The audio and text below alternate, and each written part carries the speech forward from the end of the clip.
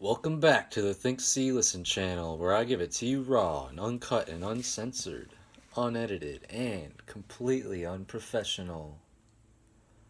All for the glory of the Father, and the Son, and the Holy Spirit.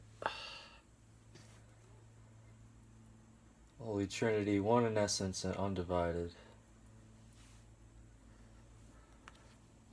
We're going to continue reading Wounded by Love, the Life and Wisdom of Saint Porphyrios. I've been wounded by love. And reading this is healing to me. Very inspiring. It's a very different... It just makes you think of a different life. And, yeah. I pray that it's a blessing to whoever sees this. Hopefully y'all are watching these. This is more important than dwelling on all the crazy stuff we have to deal with. But I'll probably be making a video after this about some other stuff. But for the sake of just putting wisdom in my mind, I'm going to read this, and I pray that it blesses you guys. Like when Porphyrios saw old Demas praying in the church, and he absorbed the clear sight, and he absorbed like different spiritual gifts. I believe, like, reading these things, we can absorb wisdom and gifts from this man as well. Get right to it. Evia, 1925 to 1940. Their hearts were softened, and without any external prompting they desired to observe the fasts, to enter the spiritual arena, and to come to know Christ. I had never imagined that I would return to the world. Capzo was my home.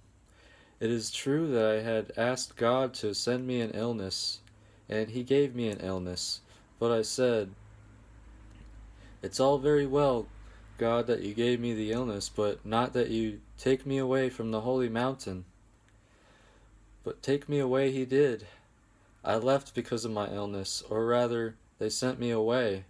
God listened indeed, but not necessarily to my will. He gave me also something I didn't want, because, as I said, on account of my illness, I left the holy mountain. And so after so many years, I went back again to my home. I was in the boat for hours without end. Everything seemed strange to me. I hadn't seen little children and women for years. I went to my village via the town of Chalkida. I passed through Oliveri and arrived at Agios Ioannis, my village. First I went over to Perivolia. I found someone, my brother-in-law to be precise, Nicholas, Eleni's father, and I asked him which families were in the village. He replied that a little way off was Leonidas Baraktaris, my father, and further down other families, and he mentioned their names. With my heart racing, I set out to meet my father. I hadn't seen him for many years. As I've told you, he'd been away in America for years. When I saw him, I recognized him at once, but how could he possibly recognize me, a monk with long hair and a great long beard? I felt embarrassed, and so I had hidden my hair and beard inside the cassock I was wearing. Moreover, I was skin and bone as a result of my illness. I greeted him and said, "Who are you? Where are you from?" I greeted him, and he said, "Who are you? Where are you from?" "I'm a monk," I replied. Then I asked, "Do you have any family? How many children do you have?" "I had 4, but one of my sons disappeared years ago. We lost him. He was working in Piraeus, and he disappeared." "In Piraeus? What was his name?" "Vangelis." Vangelis, he used to be a friend of mine. Tell me, do you know where he is? Alas, he died. He died? My father was heartbroken. He started to weep. I couldn't bear it. If I had been made of steel, I would have melted. I started to cry too. My heart was racing. I couldn't bear to see his heart racing so distressed. I couldn't bear to see his father's heart so distressed, and I revealed myself to him. It's me, Father, Evangelos. Imagine what took place at that time. Joy and tears mixed together. We embraced, and full of emotion we set out for the house to find my mother.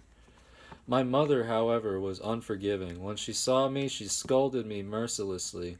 She regarded it as a great affront that one of her children had become a monk. People came to see me. People learned about my homecoming. Various people would come to see me. I was a young man before I had become ill. I had been very ruddy and handsome, but my face did not have a worldly beauty, it was a godly beauty. And now that I was back in the world, everyone was commenting about me and about my hair. I hadn't cut my hair from the day that I left for the holy mountain. My hair had grown and reached below my waist. There was a great fuss in the village, so in order to cut it, I boiled a pot of water, put my hair in, and left it to boil for a long time. The hair was damaged and fell out. I was left almost bald. See, I'm trying to catch up to the long hair gang, but I'm not gonna boil my hair. So as I said, people would come to see me in the village. It was put about there that Leonidas Baraktaris' son, who had disappeared and had been given up for dead, had returned from the mountain where he had been a hermit. People came to see me out of curiosity. I said nothing. I felt acutely embarrassed. I went to the church in the village. Everyone poked fun at me. My mother was ashamed. She wept and bewailed her fate. The poor woman couldn't bear to set eyes on me. She didn't want me and forced me to leave the house. To begin with, my aunt took me in. Then I started to have good food. Milk, cheese, eggs, and meat, to recover from my illness, but I couldn't stay there for long because I wanted a different environment. What was I to do in the house? Moreover, I was embarrassed because I had nothing for my family. How could I now ask them to look after me? When I felt better, I went straight back to the holy mountain. At a 4 or 5 hour walk from the village, there was a monastery dedicated to Saint Hieronymus. One day, I asked my father to take me there, not with a view of staying. I hadn't the slightest idea what I would find there, or whether they would want me. In the meantime, we happened to meet Father Yanis Papavasileo in Oliveri. He telephoned the bishop. At that time there was a telephone line from Oliveri to Kimi, and told him that a monk from the holy mountain had arrived. The bishop said to him, "Keep hold on him, Papa Yanis. Don't let him leave us." The bishop of Kimi, Pantilaimon Faustinis, had a great affection for monks. My father took me and we set off. I went to kiss my mother's hand, but she pulled her hand away and wouldn't give it to me. My father then took me to the monastery of Saint Hieronymus. The abbot gave me a warm welcome. He liked me and spoke to me. When I told him of my difficulties, he said, "Stay here, we have eggs and milk, chickens and everything." And so I stayed there. The abbot was so fond of me that he cooked special food for me. To begin with, I didn't have any appetite for food, but gradually I recovered. My father also stayed with me initially to look after me. My father was a cantor, and he had the good fortune to have been acquainted with Saint Nectarios. He had a deep faith and was very devout. When I felt better, I went straight back to the holy mountain. My elders were overjoyed, but after 10 or 13 days I suffered a relapse. I lost my appetite, I grew pale, lost weight, and became exhausted with a diet of vermicelli, vermicelli soup and such like. I had, you see, become seriously ill. Once again, I obtained permission to leave and set off for the monastery of Saint Haralambos. There I had eggs, cheese, butter, and so on, just as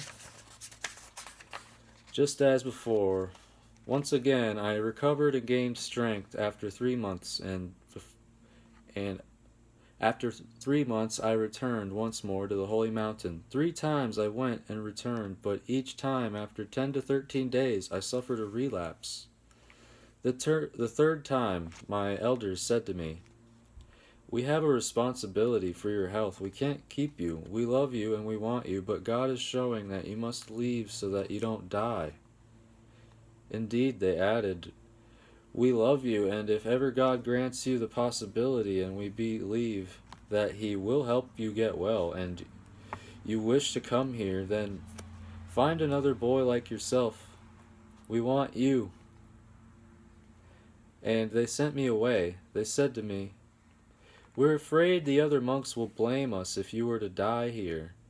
You're such a young lad. We don't like at all having to send you away, but we have no other choice. You see that we have exhausted what our love can offer. You've gone away and returned 3 times, and you haven't been able to make progress here." They gave me a blanket for the journey, which I have kept, and it is my best blanket.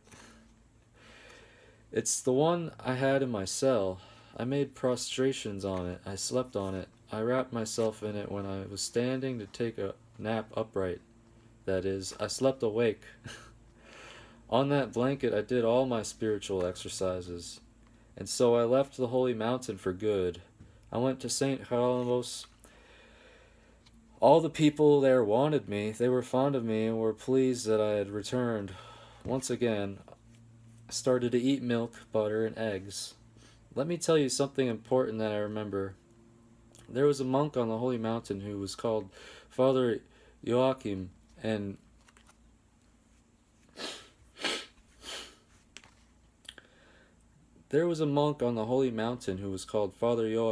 he lived in the hermitage of Saint Nilos. The monks who were in obedience to him are still alive. Now he wrote a letter to my mother and lambasted her severely, very severely. He wrote that even the wild beasts love their children. He wrote a lot, fine things, certainly, but very pointed and harsh, and so my mother was very crushed. Later, however, she changed. She devoted herself to the church. When I was celebrating the liturgy, she would sit opposite me. She would cross her arms and pray. She was always looking at me. She didn't take her eyes off of me at all. "My priest," she would say proudly. In Saki, a village where I stayed for a short time after my ordination, they used to call her Papadia, the priest's wife. They would kiss her hand and she would glow with pride. I was with her when she died. "I should have made all my children monks," she used to say to me. I took it all very badly to begin with. I wish now all my children had become monks. What a change of heart. Porphyrios III made me a priest. At the monastery of Saint Haralambos, I lived as a monk with the same tactics as before. I loved reading the lives of the saints, the poetic canons, and so on. I learned passages of the New Testament and prayers by heart. I had known the Psalter by heart for many years. I knew all the Psalms. I was able to combine the different passages. The Psalter was food for my thought. The Psalter was the food of my thought. As I said, I lived in the monastery as a monk, a little monk with an old worn-out cassock, and I continued to go out at night and recite the Psalter because they didn't read it during the services in the monastery. I helped with the chores in the monastery. I was always on the move. They had given me the keys of the cheese-making workshop in the monastery because there were 2 or 3 elderly monks who needed help. All the dear monks there placed great trust in me, but while I was engaged in all the chores, I didn't let my mind wander. I kept a strict control on it, or rather, I didn't keep a strict control on it. It's just that my thoughts were on my love. It's like a girl who, let's say, falls ill with pleurisy, yet her mind remains fixed unswervingly on her lover. You understand? The loved one, devotion to the lover, to Christ. I became a priest in the monastery there. Listen and I'll tell you the story. The bishop of Kimi, Faustinus, was always at pains to support the lavish care on students and teachers of theology. At the time there was a final year theology student who had gone to stay in the bishop's accommodation while he was studying for his degree exams. Now, it was with the bishop's habit to get a discussion going with all the monks on some spiritual topic during or after their meal in the refectory. Let me give you an example. The bishop would ask, "Tell me which is the greatest virtue." And then the monks would offer their opinions. There would be about 1,500 around there would be about 15 around the table. The topics were various, about scripture, religion, or monasticism. One evening, when the discussion happened to center around monasticism, the bishop sighed heavily and said, "Ah, find me monks. There's nothing else I want. Good, faithful, and patient monks. Nothing else. Just that. Then I can do wonders." At that point, the theology student jumped up. He was from Kokla near Thebes, and said to him, "Dearest bishop, you're crying out for monks, and yet there's a monk up at Saint Hierolymos who's pining away, and you don't even know him." "Really?" exclaimed the bishop. "Yes, there's a poor young lad who's come from the holy mountain. He's very good, but he's very weak, skin and bone, and the abbot has him doing chores." "Well then, you'll go down there at once and bring him here to me." So, he came down with a letter addressed to the abbot, asking for Nikitas. That was what I was called then. It was my monastic name. I went at once to see the bishop, and when I met him, he put his hand on my head and said, "How are you, my boy?" We went and sat together and started asking me, "Where are you from? How did you get to be here?" And I told him in a few words how much I love Christ and the ascetic life, and how I had gone to the holy mountain as a boy. I explained to him how I had fallen sick and how my elders had sent me out into the world to recover. Well, what happened then? What happened then? He summoned for me the best doctor in Kimi, who came and examined me and gave me a whole load of medicines. The bishop wanted me to stay there, but I was embarrassed to stay with the bishop. What I wanted was the forest, silence, and simplicity, and I returned to Saint Hierolymos.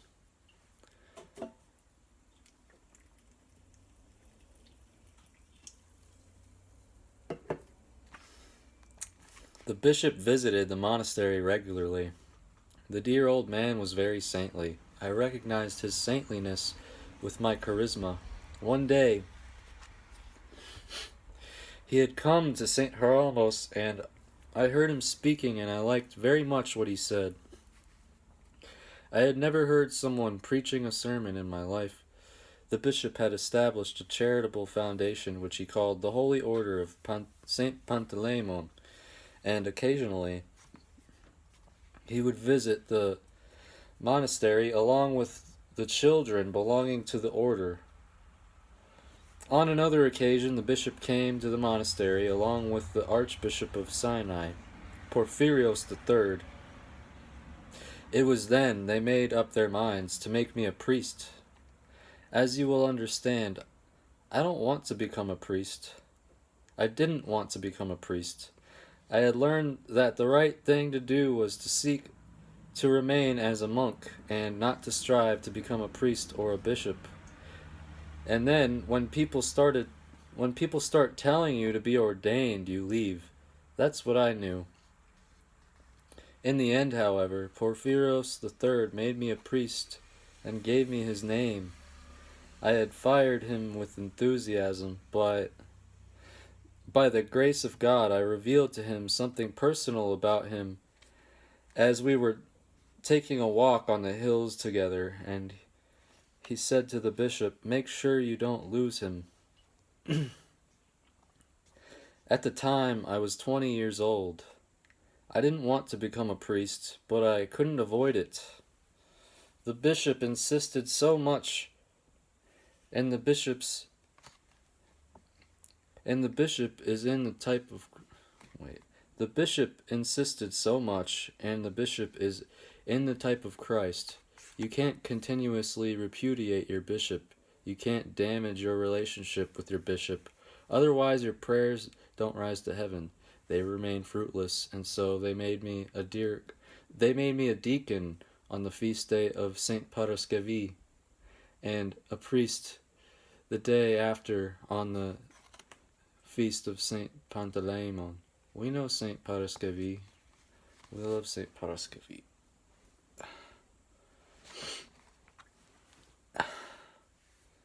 I heard confessions day and night non-stop. After 2 years, they made me a confessor. On a great feast day, when there were lots of people present, they took me to the bishop's residence and they officially read the prayer for becoming a spiritual father. I was very young, but what did I know about it? And, foolish wretch, I was thick-headed into the bargain. I was still uneducated. I didn't know the penitential canons, and with incredible stupidity, what did I do? I bowed my head in obedience. Now I realize my folly. At the time, I wasn't so aware of it. How the monks and lay people that came for confession loved me. I heard confessions there day and night, non-stop. I started early in the morning and I continued all through the day and throughout the night and the next day and the next night without interruption. I went 48 hours without eating. Fortunately, God took care of me and gave my sister the inspiration to bring me some milk to drink.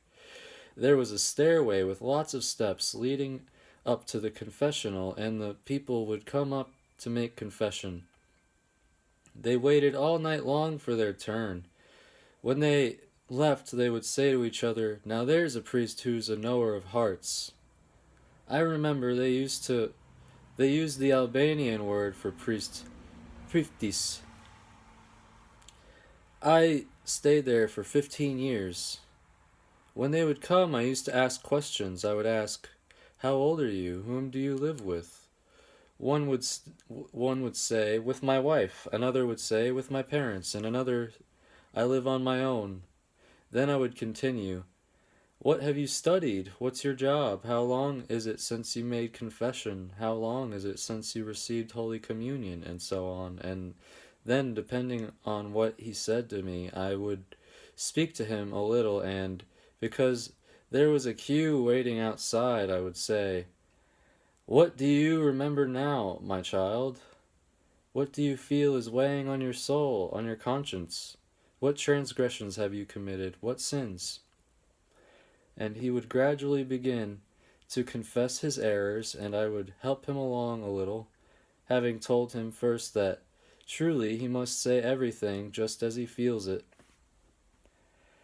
To begin with, when I first started to hear confessions, I used to really scald those who came to make confession.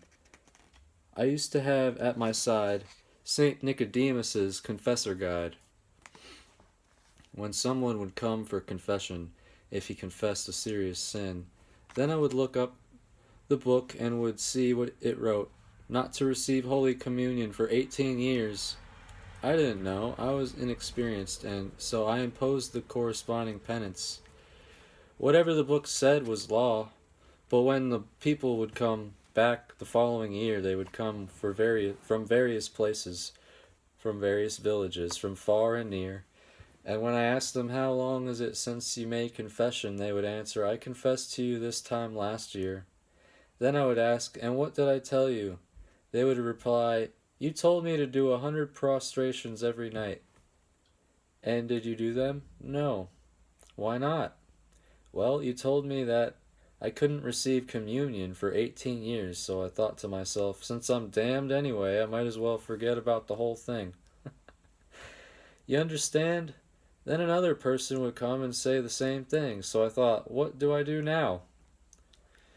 It was then I began to become a little wiser. The confessor has the power to bind and to loose.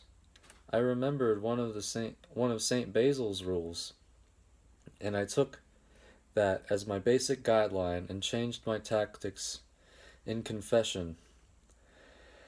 The rule says, he who receives the power to bind and loose, when he sees the great remorse of one of the sinners, let him reduce the time of the penance.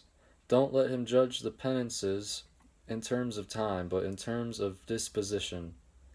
And so I started to encourage the people to read the poetic canons written in honor of the saints, to read short prayers, to make prostrations, and to read Holy Scripture, and in that way they began to pay attention to the things of our religion. Their hearts were softened, and without any external prompting they desired to observe the fasts, to enter the spiritual arena, and to come to know Christ. And one thing I have understood is that when someone comes to know Christ and love Him and is loved by Christ, everything thereafter proceeds well in holiness and joy, and everything is easy. Before this magnificent vision, I knelt down as unworthy. I remember many incidents from my life at the monastery of St. Haralambos. Let me tell you about one. I've said before that I loved the forest. I had become accustomed to solitude, and I wanted to be on my own. I wanted to live out of doors, especially at night, so I climbed up into an evergreen oak, more than 2.5 meters above the ground, and made myself a bed there, out of the stems from a mastic shrub. I cut the stems and interwove them with the branches of the oak tree. I laid a blanket on top and wrapped myself in it. It was wonderful. I would climb a ladder that I had made myself, and once I was up, I would pull up the ladder and no one would bother me. I had surrounded the bed with a wild clematis, and its plentiful blossom produced a delightful fragrance. Beneath the evergreen oak there was a thick mastic shrub. It grew 2 to 3 meters from the roots of the oak. I would scramble up onto the bed. Once there, I was all prayer. I was a monk of the holy mountain.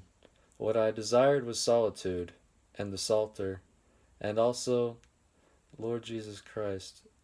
I would pray for hours up in the oak tree, surrounded by the flowers of the clematis and lying on my mastic bed. One evening, when I clambered up into this flowery bed, I started to say my prayers. It was night time, and in the midst of the wilds, the moon washed creation in its light. The nightingales, which had just woken up and had started to sing, accompanied me. I recited numerous verses from the Psalter, and most of all, Lord Jesus Christ, have mercy on me. At one point, I stood upright and silently recited the office of Compline. When I began to say the prayer to the Mother of God, I brought before my mind an image of our all-holy Lady, the most holy Theotokos, on a glorious, divine, and elevated throne, and round about the orders of angels and archangels, the cherubim and the seraphim, the martyrs, the saints, the holy fathers, and the prophets. Before this magnificent vision, I knelt down as unworthy and began to say aloud, spotless, undefiled, incorrupt, immaculate, pure Virgin, Bride of God and Lady. Awe and trembling had seized me when a ray of light emanating from our Holy Lady fell on my head, which I had bowed low in the Awe and trembling had seized me when a ray of light emanating from our Holy Lady fell on my head, which I had bowed low in humility because of my unworthiness. As soon as I had finished the prayer to the Mother of God and fell silent, I heard a sound beneath the tree and saw a man emerge. He said to me, "Man of God, come down, I want to speak to you." I climbed down and he greeted me and said, "I'm very hungry." "I'll go and fetch you something," I said. "Listen and I'll tell you," he said. "I've come from America and I've killed my wife. They were hunting for me and I fled into the hills to avoid being arrested, but I'm dying of hunger." I went and brought him 3 prosphora. He explained to me that his wife had a lover, and when he had heard about it, he came back and did what he had done. He had repented, but nevertheless he had done it. "I beg you, man of God, don't tell anybody about me." He implored and disappeared into the darkness. When morning came, the police arrived, looking for him. They asked me if I had seen anyone, and they described him to me. "No," I replied, "I saw nothing." What that man confessed to me happened through the grace of Our Lady. What I tell you is true. The most holy Theotokos was there before me and sent her shining ray of light on me, a humble young monk, albeit a priest about 21 years old.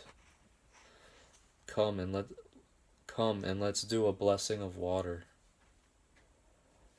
For a time I was appointed priest in a village in Evia. I'll tell you about one of the many incidents that took place there. One day a woman riding on the back of her donkey came towards the church where I was serving.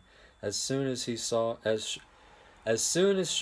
me, she dismounted and came up to me and said, "Papuli, my boy is sick."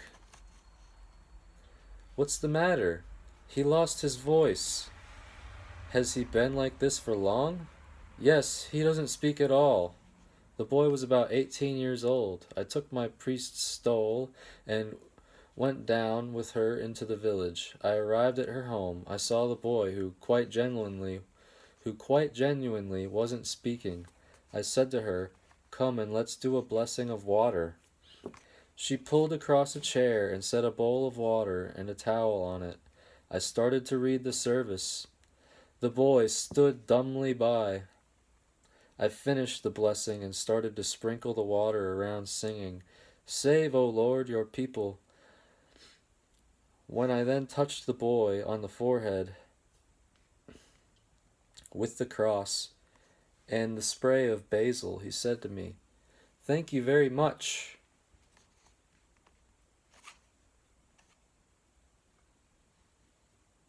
Thereafter the boy became very fond of me. Somewhat later he became godfather to a little boy and gave the child the name Porphyrios. Afterwards he came and said to me, I've given your name to a little boy." "Did you ask me?" I retorted. "I love you," he said, "and I wanted to give him your name." Listen to another similar story. This also happened in Evia. Once a woman came to me with her daughter. The daughter was dumb. The mother said, "Papuli, I'm very worried about my daughter. She hasn't spoken for a month." "What happened?" I asked her. We had tied a goat up down by the stream. There were lots of brambles there, and my daughter went down to fetch the goat. It was night time, and when she came back, she was dumb. I went and did a blessing of water for her. The mother, in fact, was the wife of a priest. I asked her, "Which priest is your husband?" "The priest from—" "Oh, are you Father Christos's wife?" "Yes, Papuli." So I read the blessing, and the priest's daughter recovered. Through the grace of God, of course. See, he's doing miracles. God's doing miracles through him. I went to Vathia in Evia in the monastery at Saint Nicholas. After years he had passed, and while I was still in Evia, I wanted to find a new place to collect my thoughts, like I hunted a bird that wants to fly into God's embrace through prayer of the heart. I was alone and desolate. I went to Vathia in Evia, to the monastery of Saint Nicholas, and I stayed there for 10 days. I had some tumble-down cells full of large mice. But what happened? For 2 days there was a great storm and heavy seas. It rained unceasingly, and the rain hammered on the walls and rattled against the windows as if it were hail. The wind howled furiously up in the huge plane tree. I heard its branches hitting against one another. The storm raged relentlessly there in the utter wilderness. All the elements of nature were roaring, and I was inside the poor, tiny fresco-covered church of Saint Nicholas, a church sanctified many times over years before by the souls which I saw and sensed were bending down before the saints and unlocking their hearts. There in the wilderness, in the cold north wind, I was like a hunted little bird of the air. Imagine what would a little bird caught in such a storm have done. Wouldn't it have sought to find a little nest, some cave to hide in? I did the same amidst the uproar and the storm. Terrified by the elements of nature, I ran to find refuge. I ran to hide myself in the embrace of my Heavenly Father. I sensed the pleasant warmth of Christ. My union with God. I felt great joy and exaltation and relief hiding myself away in God. I was unconcerned about the storm and the tempest which are things of this world. My soul sought something higher, more perfect. I felt safe, comforted, and at rest. I spent golden days there. I took advantage of a spell of dreadful weather. That's how we should think always, and that's how we should live through difficulties and tragedies. We should see them as opportunities for prayer, for approaching God. That's the secret, how the man of God will transform everything into prayer. That's what Saint Paul the Apostle means when he says, "I rejoice in my sufferings, in all the tribulations he encountered." This is how sanctification takes place. May God grant this to us. I ask for this fervently in my prayer. I stayed for a considerable time, 3 whole years in Vathia, in the monastery of Saint Nicholas. I left just before the Italian invasion of Greece in 1940. The Polyclinic Hospital in Athens, 1940 to 1973. Blessed years devoted to the sick and to the suffering. I lived there for 33 years as if they were a single day. On the declaration of war, I came to Athens. I was appointed chaplain to the chapel of St. Gerasimos in the Polyclinic in Athens, exactly at the time of war. Exactly at the time war was declared in 1940. I had a strong desire to work in a hospital. God fulfilled this desire, and to my great joy, I was appointed priest in the chapel in the polyclinic in Athens. Since I have acquired the habit of always telling you about some event from my life, I have experienced it and felt about it. Listen, and I'll tell you the story from the beginning. He's so cool, Porphyrios. Once, when I was in the skeet of Kavzov Kalivia, I heard the interpretation of the Sunday Gospel of Nikephoros Theotokis being read out in the Kyriakon. Theotokis emphasized how much good a person can do when he comforts souls that are in pain. People who are suffering from cancer, leprosy, or tuberculosis. When I heard this, I was deeply moved and was filled with enthusiasm. The reader was reading in a very animated way, and moreover, I always got inspired by everything, and I started to dream. If only I had been educated and knew how to preach, then I could go to a hospital, a leper hospital, or a sanatorium for consumptives. Such, approximately, were my thoughts, and when I desired something, I wanted to experience it. Whenever I had a strong desire to go to the desert, I would make myself experience the desert wherever I was. It was a vain fantasy, but nevertheless, I experienced it. I would have the sensation, for example, that I was up in Carmelion, up above Carasia, where the church of Saint Basil is, the most peaceful place on the holy mountain. And I had the sensation that I was a hermit, and I fantasized, that's how I'll read, and that's how I'll light my lamp, and that's how I'll say the prayer. Lord Jesus Christ, have mercy upon me. I'll do this. I'll do so many prostrations, and I'll eat dry rusks and wild herbs, and I made my dream reality. Vain fantasy, but nevertheless I satisfied myself briefly in that way, and then the thought would go away, and at times of weakness, and it's at times of weakness that we give rein to thoughts that are not so good. I would think of such things that my soul desired, and I would experience them. That's how I lived at the time. I went to an island with lepers, and I spoke to the lepers. I celebrated the liturgy there, and looked after them, and helped those who were severely disabled. I lived in my fantasy with the lepers. All this was then forgotten. It happened, however, that I myself became ill, and 3 times my elders dispatched me back to the world to get well, but I failed to recover, and in the end, as I have told you, they gave me their blessing to live outside the holy mountain in a place where there would be milk and eggs and meat and all the things that were required for my illness.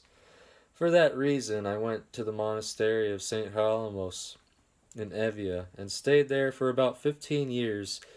Then I started to be deluged again by the ideas I had on the holy mountain, namely to go and work in a sanatorium. I thought of going to Pendeli.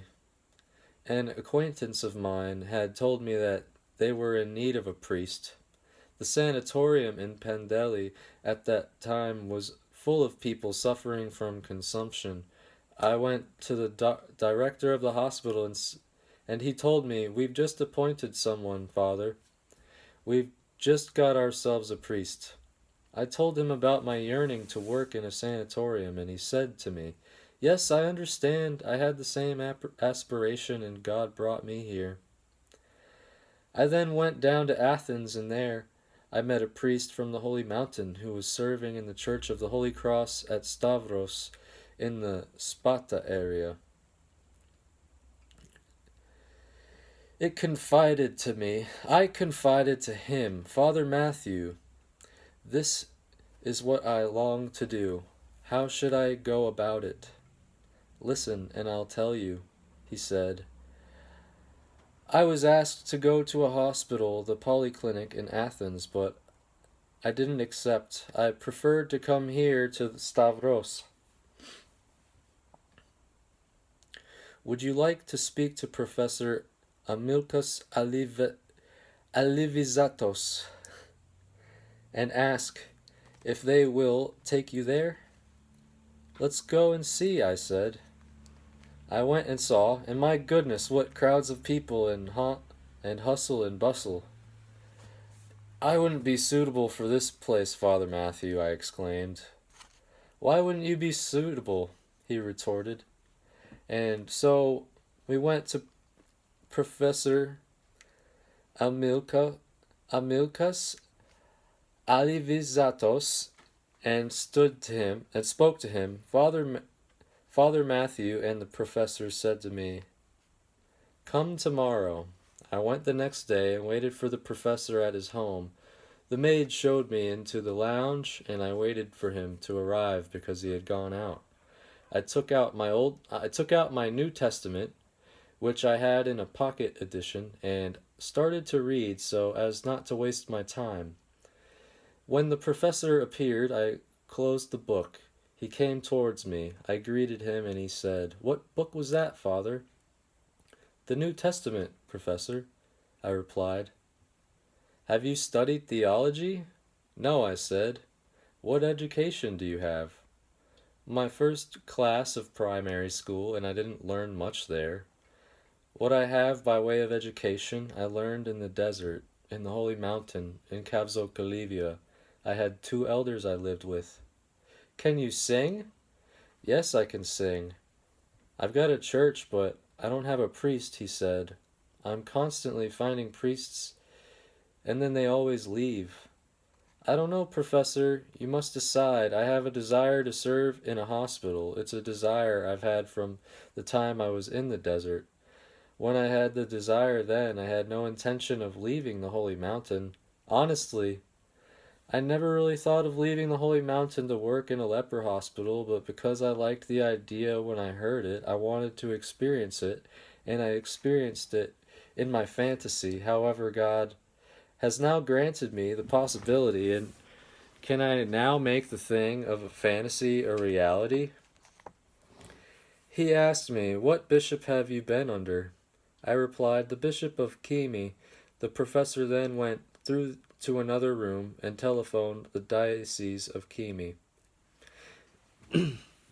I learned later from the bishop's chancellor, Spiridon, who happened to be present when the professor called. The bishop had responded saying, "Excellent, the polyclinic has found its priest at last."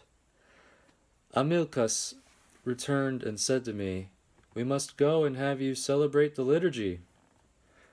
I replied, "I can't celebrate the liturgy, Professor, because I'm afraid I can't celebrate without the permission of the archdiocese." "That's my business," he responded. "Your business is to celebrate the liturgy." "But we must have permission from the archdiocese," I insisted. "No," he said. "You will celebrate, and we won't ask for permission." I wasn't happy, but in the end I gave in. He got me to celebrate the liturgy every day in the chapel of St. Gerasimos in the polyclinic. "We'll appoint you as priest," he said at last, and so it was. But what happened then? There was an archimandrite, a graduate in divinity, who had studied in London, who wanted to be priest at St. Gerasimos. But in the meantime, Professor Amilkas had appointed me. The priest in question was most annoyed. He had spoken about it to Father Gervasios Paraskevopoulos, the chancellor of the archdiocese, and had been promised the post. But they learned that I was serving there, and so Father Gervasios summoned me to the archdiocese. As soon as he saw me, he started to vent his fury. "I'll send you into exile," he shouted. "What on earth did you think you were doing? Are you really so ignorant? Don't you know that you have to have permission of the local bishop?" He really ranted and raved. I went to the professor and told him. The chancellor really pulled me over the coals. "Come this way," he said, and he took me up to the archbishop. At the time, it was Chrysanthos Trapezunta. It was Chrysanthos of Trapezunta. It was 1940 and the start of the Albanian War. His beatitude asked me, "What education do you have?" "Your beatitude," I answered. "I'm not educated. I learned to read in the desert." How long did you attend school?" "Only 1 year of primary school." He looked at the professor wryly. What can we do, Professor?" he said. "It's the center of Athens, there in Omonia Square. People will think we're mad." "Not at all," said Amilcus. "He's the priest I want. He's the man for the job." "How's it to be done?" queried the archbishop. His beatitude then turned to me and asked, "Do you know how to sing?" "I've learned in a practical sort of way." "Listen, my child," he said to me. "This is a post that needs an educated person, a priest who's able to preach, because that area is a center of vice and corruption, and there must be someone who can speak and teach the people. Nevertheless, the professor wants you. So what I would say is this: you're not educated, but at least try to maintain a dignified bearing, and I would even go as far as to say that perhaps your manner is better than that of someone with a theological education who would preach to people with fine words." "With your blessing, your beatitude," I replied. And so it was. I bowed to take his blessing and left. The professor stayed behind with the archbishop. The next day I had a liturgy. I found myself once again in hot water because it happened that we had a memorial service. Father Gervasios learned about this too and was angered that I had done the memorial service because this was not allowed without a written letter of appointment. A long story. All these things, however, didn't unduly upset me. I got over them. The thing I couldn't get over was the thing I'll tell you about later. I loved the church of Saint Gerasimos and the patients very much. I didn't forget anyone. I visited all the patients.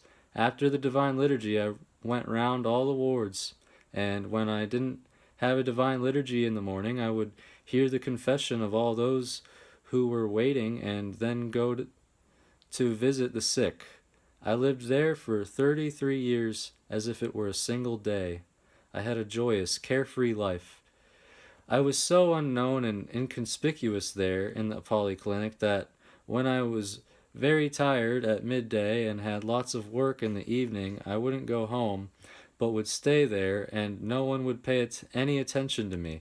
I hid myself away in a little anteroom, lined up chairs in a row and lay face down on them so that I wouldn't be cold, and I slept a little and no one noticed me. I hadn't opened myself to any socializing, and so I was very much disregarded.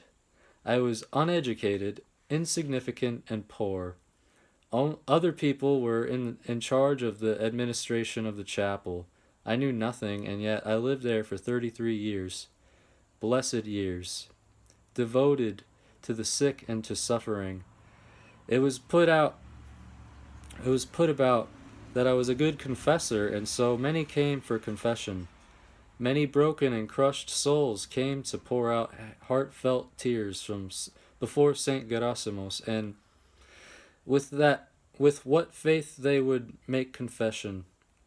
As I have told you, I have been hearing confession for more than 50 years. I would let the person making confession speak at length about whatever he wanted, and at the end I would say something. while he was talking away, and not only about personal matters, I would observe what his soul was like. From his whole attitude, I understood his state, and at the end, I would say something to be a benefit, to be of benefit to him, and even the things that weren't of a personal nature, nevertheless, had some kind of relation to him, to the state of his soul.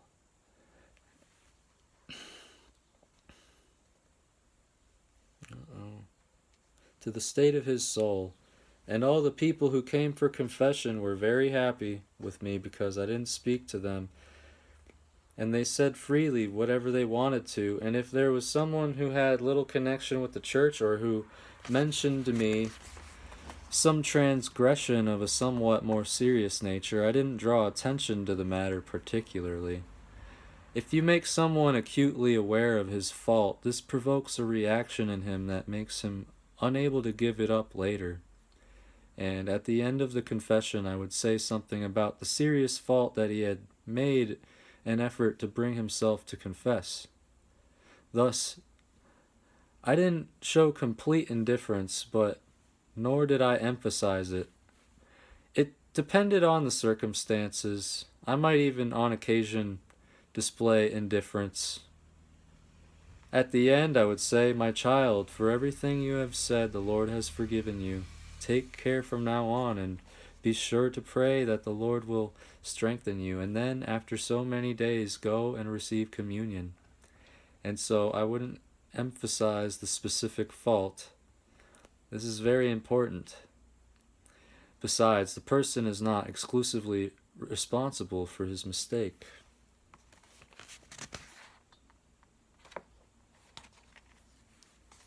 Amid the hustle and bustle of Ammonia Square, I lived as if in the desert of the Holy Mountain.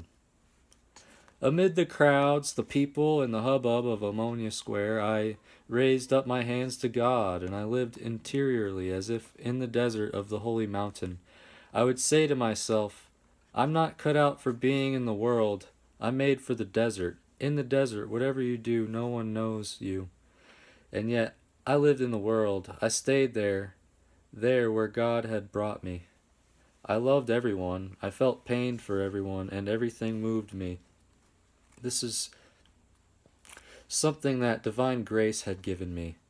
I saw the nurses in the white uniforms, like alb-wearing angels, coming down to the church, and tears came to my eyes when I saw them. I loved the nurses very much, and when I saw a nurse in uniform, I thought of her as a sister of mercy, a sister of love on her way to celebrate a liturgy in the temple of the love of God, in the hospital, serving the sick. An angel, an Alban angel. How many things we pass over unnoticed. Again, when I saw a mother breastfeeding her baby, I was moved. When I saw a pregnant woman, I wept. I saw the primary school teachers taking their pupils to the church, and I shed tears at their work of love. The greatest delight for me, of course, was the time of the Divine Liturgy. When I was reading, the congregation held its breath. I was carried away. I celebrated in a very devoted manner because I loved to celebrate the liturgy, but the people were also inspired by the simple way I celebrated. Because I was uneducated, I made great efforts. Highly educated people used to come and sing at the church of St. Gerasimos. Many of them were university professors, such as Alivizatos, such as the Alivizatos brothers, Leonidas Philippidis, and the professor of comparative religion, and others. Next to the polyclinic was the Athens Odeon, the music school. The teachers from this school would also come to the church along with their families. The church choir was from the Royal Theatre. It was difficult for me, however, to keep in harmony with all the different church tones, so I decided to attend classes at the Odeon. I didn't waste any hours left at my disposal. I went and learned music with perseverance and zeal for hours on end. I did it to make things easier for the singers. I didn't want to upset the church choir. and it was, as I have said, a choir of professional standard. I wanted to be sure to intone confidently on the right note so that I wouldn't be tiresome and irritating to them. So I was obliged to go to the Odeon to learn music, but listen to my madness. I wanted to learn to play the harmonium, and I had an ulterior motive. When I would set up a monastery, my intention was for us to have a harmonium in the Archontariki, the official reception room, so that when we were there and would talk about various teachings or discuss some fine topic amongst ourselves, we would have the harmonium and we would use it to accompany our singing. The Odeon, however, did not have a harmonium, and so they offered me the piano. I therefore learned the piano, but the instrument I liked was the harmonium. How God arranges everything. The staff in the Odeon were fond of me, and they gave me a teacher who was truly saintly. One day, when I was celebrating, I had been given a fine communion loaf, and what more precious gift was there at the time during the German occupation when we were starving? I took it to my teacher and said to her with a smile, "I've been given a fine communion loaf." "No, no," she said, "there's no way I can eat it." "Please take it," I implored. "No," she said, "it's not right." I felt embarrassed. I sat down at the keyboard, and she gave me the lesson. At the end I said to her, "I feel bad about this," and the dear woman took the loaf. But I didn't want to upset her at all about the lesson, so what did I do? When I had finished my modest prayer at night until I fell asleep, I would arrange my hands as if on a piano, and I would go over the lesson in my head. C, B, A, G, G, G, E. And that's how I learned the lesson. Why did I do it? So as not to upset my teacher. That was something I had learned on the Holy Mountain. I am incapable of upsetting someone because from my earliest age I learned to be obedient. This has caused me to take not a few This has caused me to make not a few mistakes in my life. When I see someone upset and pressurizing and imploring me to do so, or to do or say something, I feel sorry for them, and I do it, even if I don't want to.